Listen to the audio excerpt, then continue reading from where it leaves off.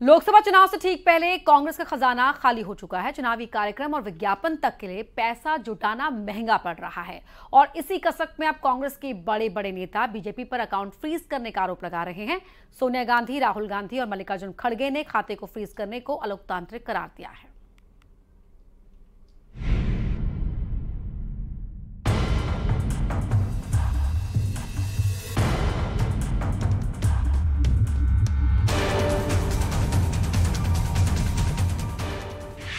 लोकसभा चुनाव की दहलीज पर खड़ी कांग्रेस एक एक पैसे के लिए मोहताज है।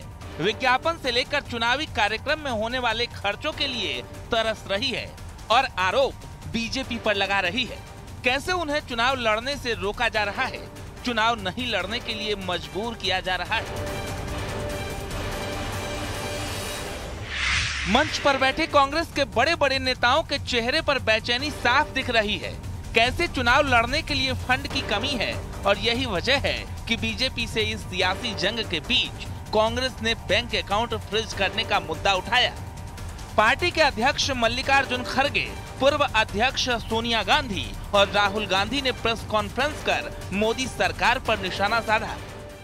The Indian National Congress financially funds collected from the public are being frozen and money from our accounts is being taken away forcibly. However, even under these most challenging circumstances, we are doing our very best to maintain the effectiveness of our election campaign. Bank account freezing का सवाल है।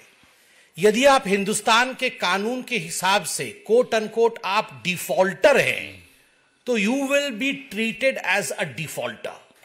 ये जो sense of entitlement है गांधी परिवार की, हम default भी करेंगे और डिफॉल्ट करने के पश्चात हमें इस देश के कानून के प्रावधानों को पालन करने से राहत दिया जाएगा।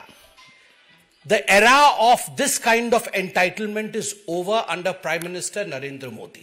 ये era नहीं है अब, चाहे आप गांधी परिवार के ही क्यों ना हो सकते हैं। और दूसरी बात जो मैं कहना चाहता हूं, remember it is not the bank account of the Congress party which is frozen. It is the Congress party which is frozen. चुनाव से पहले कांग्रेस का खजाना खाली हो चुका है तो बीजेपी इसे बहाना बता रही है, लेकिन जो आरोप कांग्रेस की तरफ से लगाए गए हैं वो काफी हैरान करने वाला है। कांग्रेस अध्यक्ष के मुताबिक कांग्रेस के अकाउंट में 14,40,000 जमा है, जिस पर आयकर विभाग ने 210 करोड़ का जुर्माना लगाया और 285 करोड़ की रकम फ्रीज कर दी। अब कांग्रेस के इसी आरोप पर बीजेपी ने भी पलटवार किया है ना कि हिंदुस्तान दुनिया की सबसे बड़ी डेमोक्रेसी। झूठ है, यहाँ कोई डेमोक्रेसी नहीं है। बिगेस्ट ऑपोजिशन पार्टी का आपने बैंक अकाउंट बंद कर दिया और एक महीने कोई कुछ नहीं बोल रहा है। केसरी जी के टाइम से नोटिस आया है, तो अजीब सी सिचुएशन है। सब लोग देख रहे हैं और हर संस्था मतलब का रोल है इसमें। कोर्ट्स का रोल है, इलेक्शन कमीशन का रोल है। राहुल गांधी, सोनिया जी और खड़गे जी के सामूहिक प्रेस को एक शब्द में कहा जाए तो हार की हताशा में बहाना ढूंढा गया है। मैं फिर कह रहा हूं, आने वाले लोकसभा चुनाव में हार की हताशा में एक बहाना ढूंढा गया है। इलेक्टोरल बॉन्ड के साथ ही जुर्माने का मुद्दा उस वक्त उठा है जब सबसे बड़े लोकतंत्र का सबसे बड़ा पर्व शुरू हो चुका है। ऐसे में कांग्रेस को चुनाव लड़ने के लिए पैसे की कमी खल रही है और विज्ञापन से लेकर चुनावी कार्यक्रम तक के लिए जेब से पैसे लग रहे हैं, जिसे अब कांग्रेसी नेता लोकतंत्र पर हमला बता रहे हैं। Bureau report, news 18।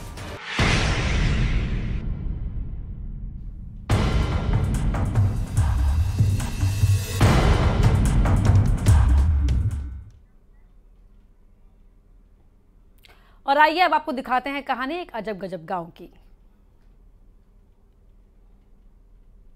देश का एक अनोखा गांव, घर और खेत का पता अलग अलग, लोग चुनते हैं 2 सांसद, 2 विधायक, 4 तहसीलों में पड़ती है गांव की गलियां।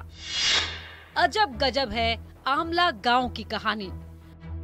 मध्य प्रदेश का आमला गांव अपने आप में अजब गजब है और यहाँ रहने वाले लोग भी इस अजब गजब के कारण अपनी किस्मत को कोसते नहीं थकते हैं।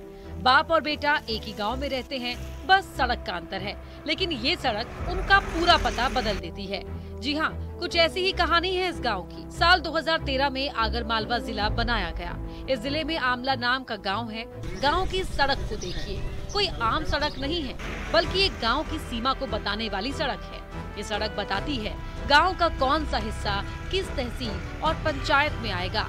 बच्चे रहते अलग तहसील में हैं और पढ़ने दूसरी तहसील में जाते हैं। कुछ मकान आगर तहसील में हैं तो कुछ सुसनेर तहसील में आते हैं, कुछ नलखेड़ा में तो कुछ बड़ौद तहसील में। ये सेमलखेड़ी में आता है।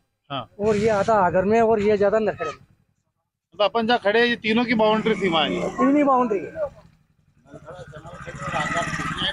4 ही की बड़ौद लगे में, वो इधर सुसनेर लगे, वो इधर नलखेड़ा, इधर आगर।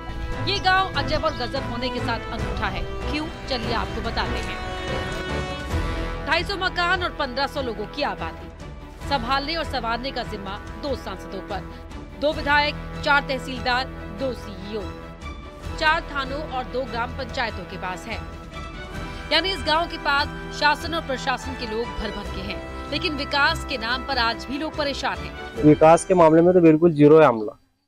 रोड की दशा देख लो, पानी के लिए लोग इधर से उधर भटकते फिर रहे, पानी पीने का नहीं मिल रहा है यहाँ पर।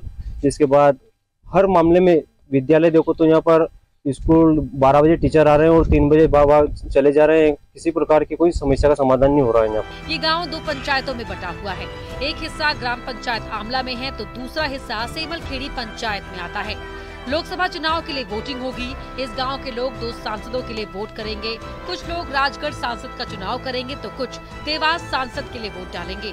एक मतदान केंद्र यहाँ से 6 किलोमीटर की दूरी पर है तो दूसरा 100 मीटर की दूरी पर है। छोटा सा गाँव होने के बावजूद इसकी जो विशेषता है कि यहाँ पर जो यहाँ के जो बासिंदे हैं, अब आने वाली जो तारीख है, अब जो लोकसभा चुनाव होने वाले हैं, उसमें अलग अलग तारीखों में वोट करेंगे।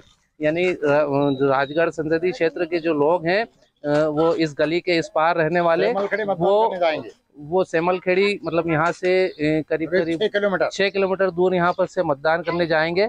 जबकि जो आमला जो देवास शाजापुर संसदीय क्षेत्र के लोग हैं, जो मतदाता है, वो 7 तारीख को यहाँ पर वोट करेंगे।